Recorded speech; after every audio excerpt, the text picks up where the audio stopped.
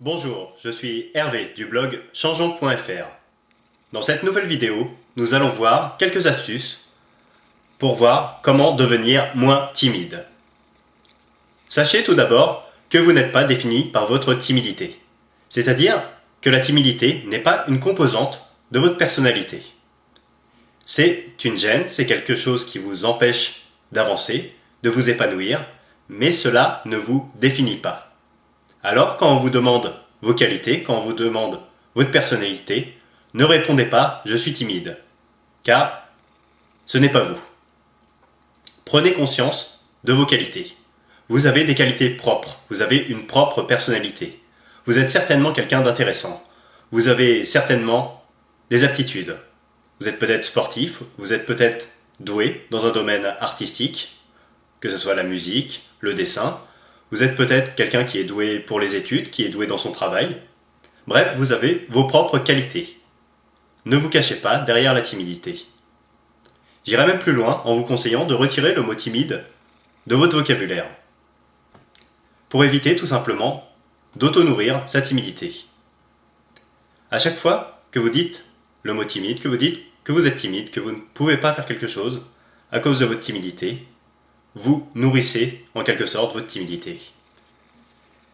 La timidité, c'est un petit peu comme si vous essayiez de courir un marathon en ayant des cailloux dans votre chaussure. C'est-à-dire que votre timidité vous gêne, vous empêche d'avancer, vous fait mal parfois. À chaque fois que vous vous dites timide, que vous vous cachez derrière pour ne pas réaliser une action en disant « je suis trop timide pour faire ça », c'est comme si vous ajoutiez un caillou dans votre chaussure. C'est-à-dire que vous allez agrandir l'inconfort, vous allez agrandir la douleur et vous allez rendre la suite plus pénible.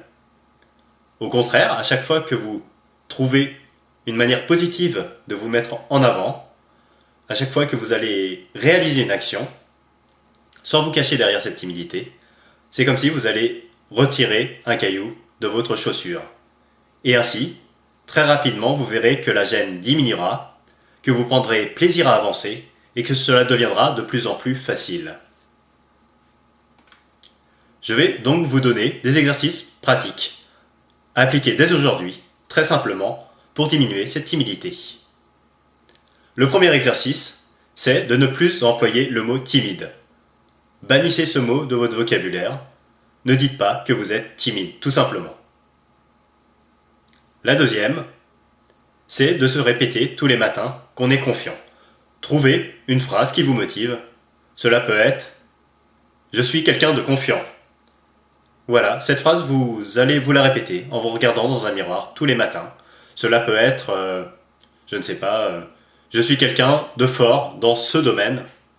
Et là, vous mettez le domaine où vous souhaitez évoluer, être fort.